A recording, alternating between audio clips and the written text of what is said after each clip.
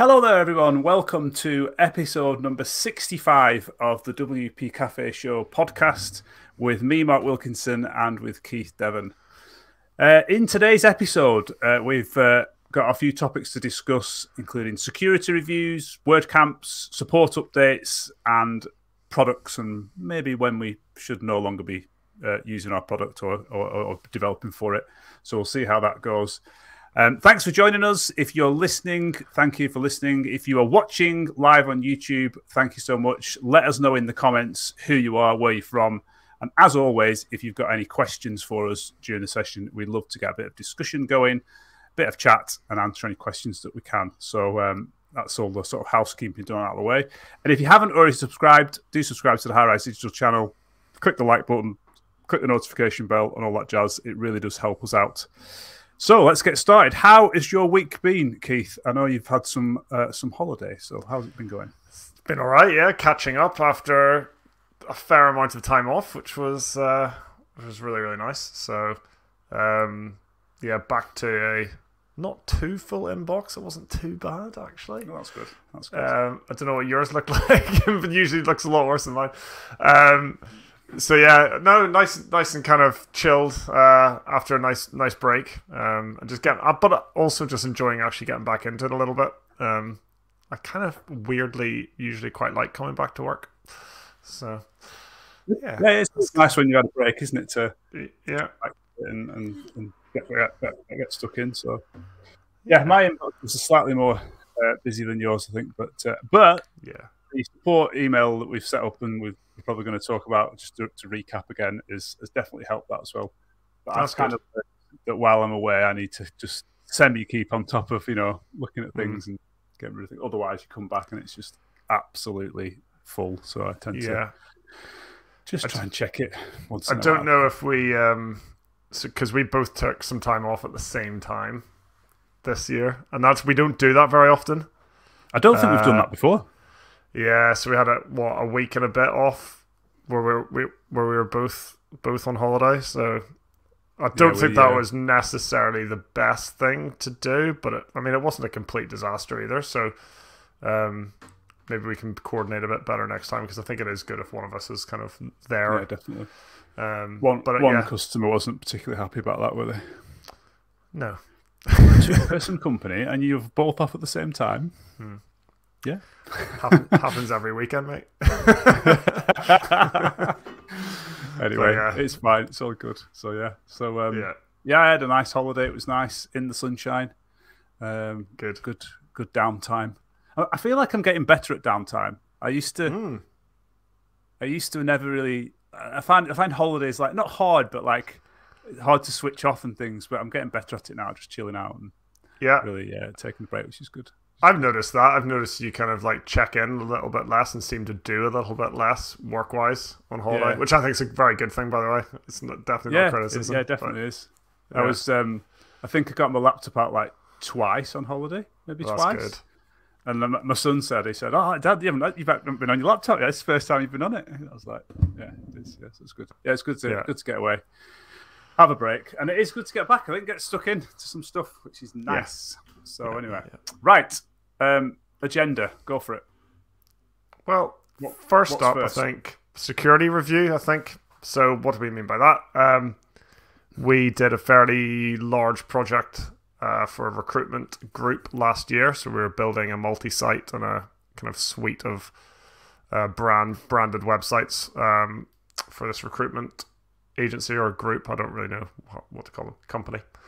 And I think right at the start of the project, we kind of mentioned that this was something that could be done. So a security review, just a third-party review of our code and like what we've done for them, just to give them a bit of peace of mind and to give ourselves a bit of peace of mind as well, that there aren't any kind of glaringly obvious gaps in the security. So yeah, we did that with Tim. Yep. I actually haven't read it. So, but you have. I have, yeah. And you've spoken with the client about it. So, give me a recap, Mark, of what was in that. Well, obviously the report is confidential, so I can't go into the specifics of what was in it and what was what was outlined and stuff. But I think it's worth mentioning that we have done this before, and if you haven't had your code reviewed by a security expert, I would highly recommend that you do so. In the two or three instances that we've done it, it has been reassuring, is one thing, to see that I can actually write code that is deemed reasonably good, which has been nice to hear, and it just reassures that you are doing things in the right way. But at the same time, it is excellent to have highlighted some of the issues that you've got with your code. And actually, most of the ones that we had weren't difficult to fix and weren't specifically a massive risk. There were. I think there was 2 or 3 things that were deemed as high. I don't think that the terminology is high risk. The terminology is high priority. Like, these are the things that need fixing first and imminently. And I was actually managed to do that within about 3 or 4 hours, fixing them all. So it was easy fixes to make. So it was really good. I would highly recommend, if you've not had your code looked at by a security expert, then do it, because it gives you a reassurance and it enables you to fix stuff that is actually wrong with it, which is kind of what you should be doing. So that was that. But the document that comes back, it's extensive. It indicates, all the code that's been looked at. It indicates stuff that you should change now, stuff that you may want to change in the coming months, and stuff that you might change but is not that important. I don't know whether important's the right word, but you know what I mean. And it was well laid out, well written, easy to understand as to what's been recommended, and I'd highly recommend it. Yeah, and shared that with the clients, and then we've got an action plan to sort of correct those things and move forward with even some of the lower risk items, which is good. So really pleased with the way it went. Really good. So we used Tim Nash. So if anyone is interested, timnash.co.uk, you can check him out there. Tim is a great guy. If you haven't come across him already, you probably have if you're kind of in the WordPress space. I think he gave a talk at WordCamp Europe this year. I think he was on a panel or gave a talk or something. So yeah, pretty well known within the community, and yeah, he does great work. So go and check it out if you want to do something similar. Really pleased with the work. It was really good. Definitely recommend him. And this is not a sponsored podcast by any means. This is just based on the quality of the work, which is great. So yeah, that was a security view. So it's funny. It's always one of those things where you give access, and it's going to be looked at, and you're like, it just get a bit nervous. Like, what's going to come back? What have I done wrong? I don't know. Yeah, it is a bit nerve-wracking, isn't it? It's nice. But then you would rather, if there's anything really bad in there, you want to know so you can fix it. Exactly. Yes, you might lose a little bit of face with the client. It might be a bit embarrassing with your client, but especially if you're the one that has suggested the security review, like, that kind of covers that. You're saying, look, I don't know everything. I'm not the security expert here, so we need to bring someone in to check what we've done. I think that's fair. And if things come back, that's the whole point. So you're not paying a lot of money for Tim to say everything's absolutely fine. Although that would be a great outcome in a way. But really good. Stuff wrong, you need to fix it, which is what it's for. So it's good. Yeah. So yeah, that was that. So next on the list is WordCamps. Yeah. Finally, we have a WordCamp taking place in the UK in September. I think it's September the 18th on I think that's a Monday, isn't it? Which I thought was a strange day for a WordCamp, but then I guess because it's a single track, single day WordCamp, maybe it is like a bit different, and like a work day might feel a bit more natural fit for it. I'm not sure, but I don't think there's like the traditional after party and all that sort of stuff. It's more go, socialize, listen to the talks, talk to people, and then leave, and then go. I think that's the idea.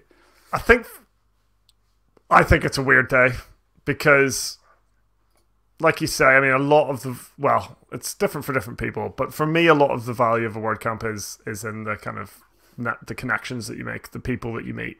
I don't want to call it networking because that makes it feel like it's a deliberate kind of marketing strategy. I just mean, meeting your peers and all the benefits that you get from that. And on Monday, I'm like, well, when does that actually happen? Because for me, it's a 5.5 hour train journey or something like that. So I'm gonna have to come up on spend all Sunday on a train, spend all Monday listening to the talks, and then I'm probably gonna want to get home on that Monday night. Otherwise, I spend all day Tuesday, and if there is no kind of after party thing, what am I hanging around for? So all in all, I can't justify 11 hours worth of travel for, I don't know, 8 hours worth of talks. So I was a bit disappointed because we were thinking of going, weren't we? And then we just kind of were thinking about the logistics and everything. And it was like, no. Yeah. If you want to know, it's WordCamp Whitley Bay, which is just north of Newcastle, I think, on the map. I think the counter argument to that, Keith, is it's a local WordCamp. Yeah. I think that's the goal of it. It's smaller, it's more local. So actually, it's probably not for me and you, who are 3 hours and 6 hours away. It's for people of that area and the surrounding area, maybe those within an hour that should be going to it. Yeah. Therefore, that's the counter argument, and that's absolutely fine. I'm sure the day was picked for a very good reason. It just hasn't suited us. So yeah, I'm not saying it's wrong. I'm just saying like those are the reasons that we decided not to go. Yeah. But yeah, I obviously wish it all the very best and hope it's really successful, and hopefully it sparks a new kind of wave of WordCamps in the UK now.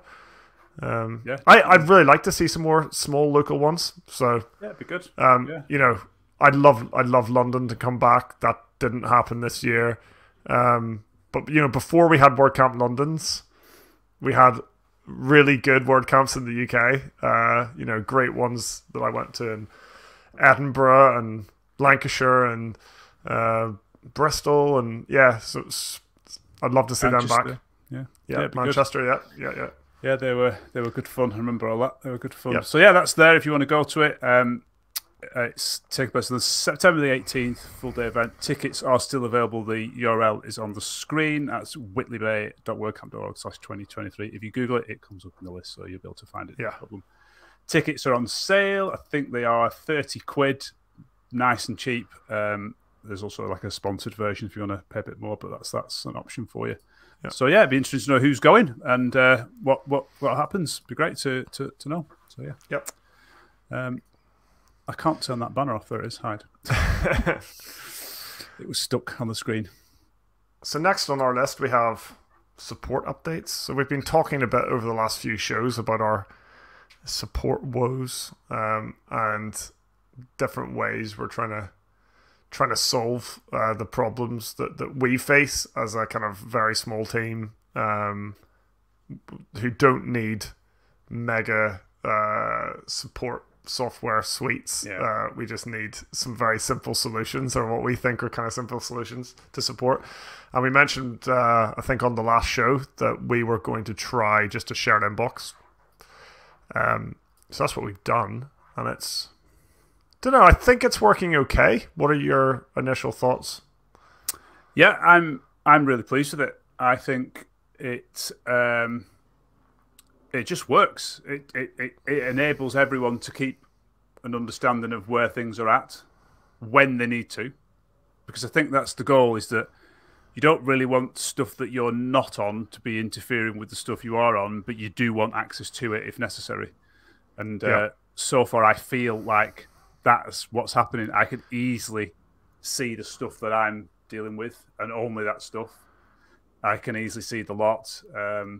So at the moment, I am super happy with the way it's gone. I think it's going to be a winner. But what do you think? Yeah, I mostly agree. I've got one particular reservation that I can think of. I logged on a couple of times over my annual leave and saw that there was nothing new, as in it had been great. All the conversations were grayed out. So I'm like, okay, so nobody's responded to my tickets. But then I found out that they had.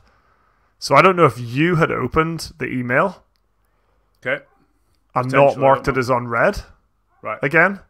So I was coming in thinking, has he replied yet? No, he hasn't replied, and then going away again. And then realizing later that they had actually replied, that's one thing that I think we need to be really careful of. I just scan it to say, has. So if you've read one that's for me, you need mark to mark it as unread. Yeah, that's a good point. I think that's super important.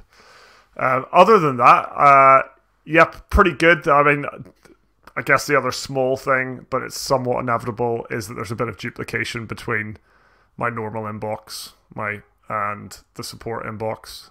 So still people emailing the original, my personal email address, not just the support email address. So sometimes I'm seeing emails twice.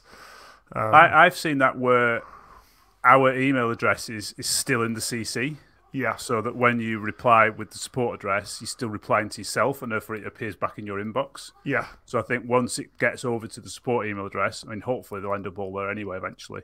But remember to remove your address from the CC so that when someone hits reply to all, it never then goes back to your individual inbox as well. I think that will also remove a little bit of duplication. Something we're going to have to figure out as well is kind of like, when do we transition from one to the other? So like, our support email address isn't our sales email address. So when people first contact us, they're usually contacting one of us on our personal email addresses, and then there's usually a bit of a conversation, like pre-sale, blah blah blah, a little bit of a conversation post-sale, and then when do we say, and how do we say, please don't use that email address anymore, use this one over here? It's kind of like I'm doing some RecPress builds at the minute. Is that support? Like, should that be in support so that you have visibility of it? Possibly. I don't think so. You don't think that's support? But then you're not going to see the history of that project. As in, like, if I was away on holiday and they say, can we do such and such, you're not going to be able to see that actually we've had that conversation, we decided not to, or that's a good point. Or what the original spec was. So there's still quite a lot happening in my inbox that you're not going to be able to see that might be useful for you to see later on. So that's just a good point. Yeah, I've often thought that when writing emails at the moment. It's like, should I be writing this from the support email? Should I be writing this from my email?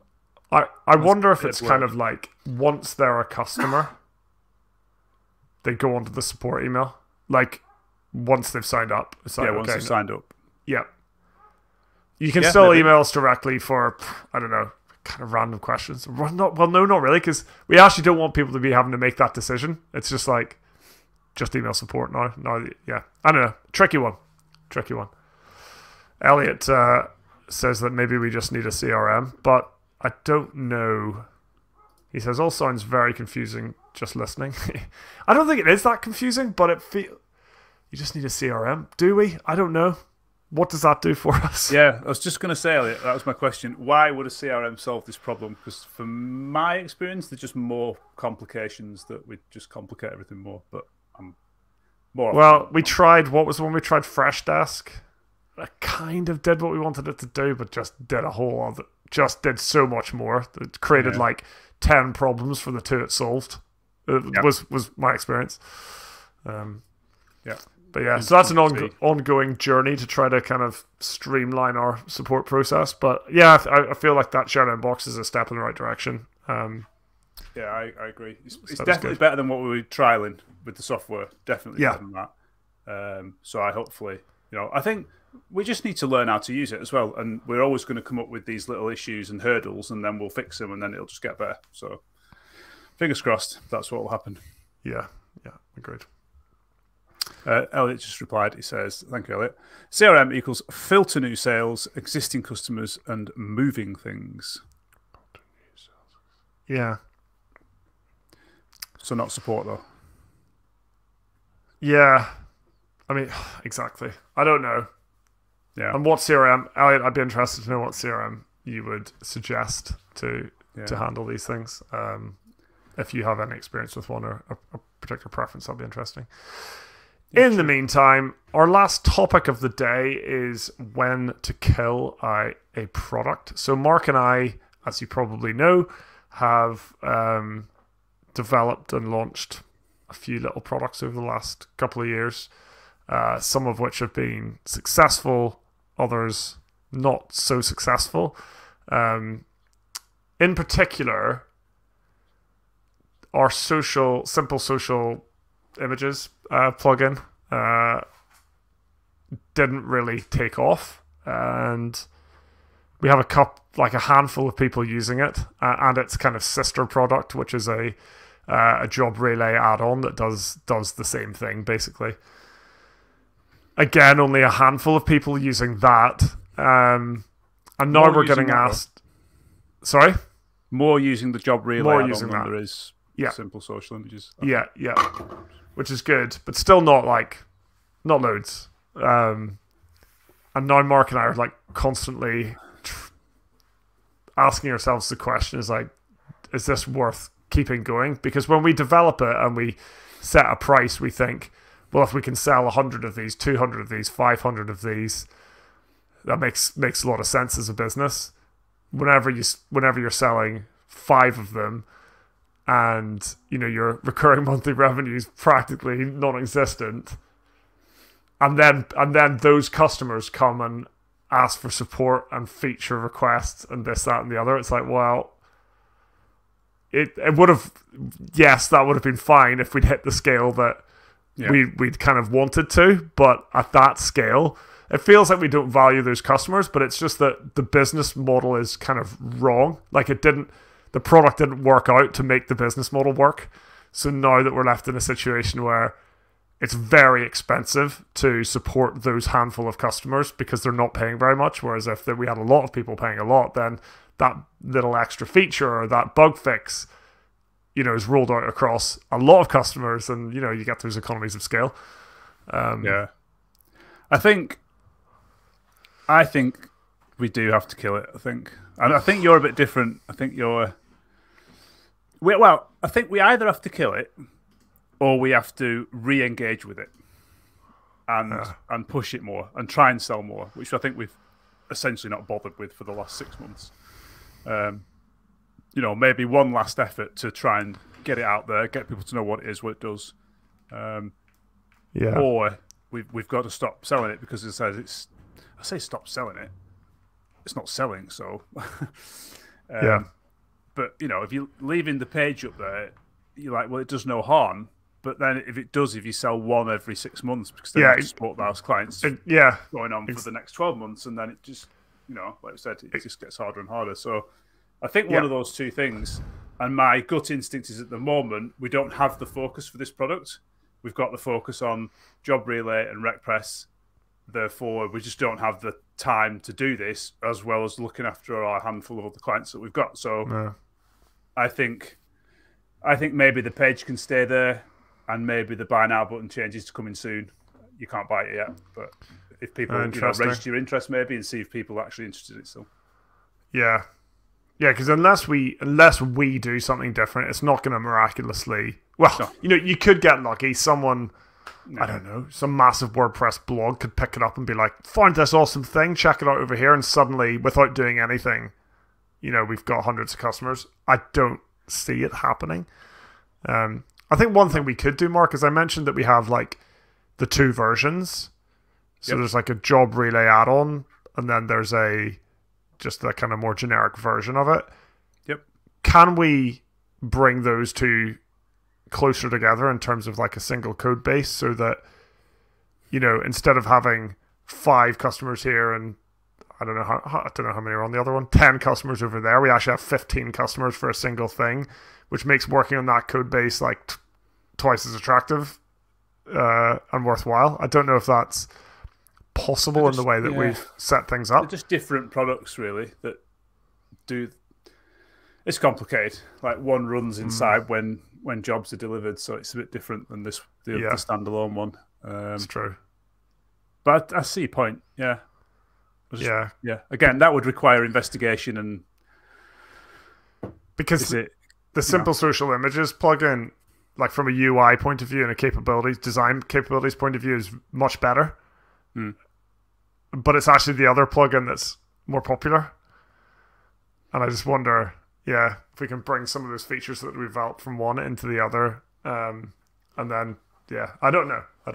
It's a tricky one. Yep. Agreed. Don't know the answer. Agreed. Any advice from anybody is massively helpful. I don't know. I don't think we've got a strong enough case to kill it yet, though. I don't know. I just don't think it's costing us enough. But then a lot of people would say, yeah, just get rid, focus on what's working. That's what I think at the moment. I'm sat here thinking we've got two products that are working. One product that's really, really working, and one product that seems to be generating some interest and moving higher up, selling more. Yeah. Why aren't we just focusing on those? Because they work. We've got the sales, we've got the interest. That's where your focus should be. But I sort of agree with that. But then I also think there is a market cap for Job Relay, for example. Yep. Are we approaching that sometime soon? What happens if the ecosystem changes and that product's no longer needed? And we put all our eggs in that basket. That's another kind of thought. Yep. But I think if we were like massively excited about it, we would do it. Like, I think the enthusiasm has waned probably for a reason. Maybe we should listen to that.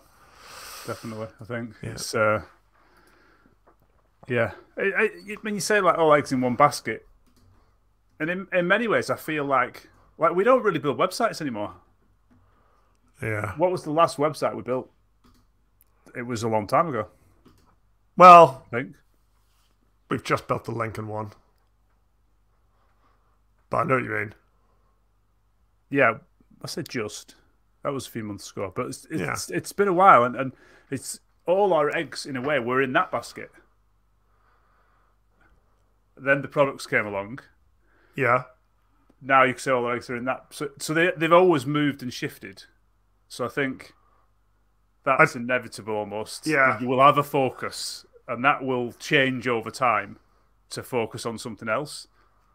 And at the moment, I think the focus should be around Job Relay and RecPress because they're the ones that are successful, that have proven themselves, and that sort of thing. And those are where we should be focusing our time. I think that's my gut instinct. Yeah. And we should be working on those more than the other things. That's what I think. But I get your point. I don't think we should remove the page or anything. It can still hopefully gain a bit of SEO and rank for things. But perhaps just stop people purchasing it at this time, because unless we start selling 10 a week, 10 a day, 10 but we'll never start selling 10 a day if people can't buy it. I think disabling the buy now button's a really weird move. I think once you do that, you just take it all down, because you'll never build the you'll never build it if people can't buy it. It's difficult. It's one of those things that you need to sell a lot of them for it to actually make sense. Yeah, I agree.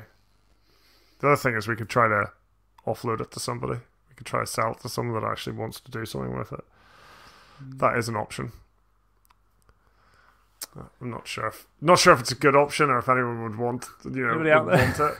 But if anyone out there has a pile of cash, no, I don't know. Yeah. Anyway, let's wrap it up there. Thank you for joining us today. Who said hello? Hello to Tony, Paul, and Elliot. Thanks for your comments. As always, if you enjoyed this, please do give us a like on YouTube if you're watching on YouTube. If you are watching along or listening along and enjoy the show, please do subscribe so that you get automatically notified of any new shows that come up. You can find us all over the place. We're at wpcafe.show. That is the website. We're on the High Rise Digital channel on YouTube. Where else are we, Mark? We're on Twitter at wpcafeshow. Yeah, we're all over the place. Or you can tweet us directly at Keith Devon or at WP Mark. We'd always love to hear from people. We'd love to take questions. So any burning WordPress questions that we can answer on the next show, get in touch. Let us know. Until then, see you next time. See you next time. Bye-bye.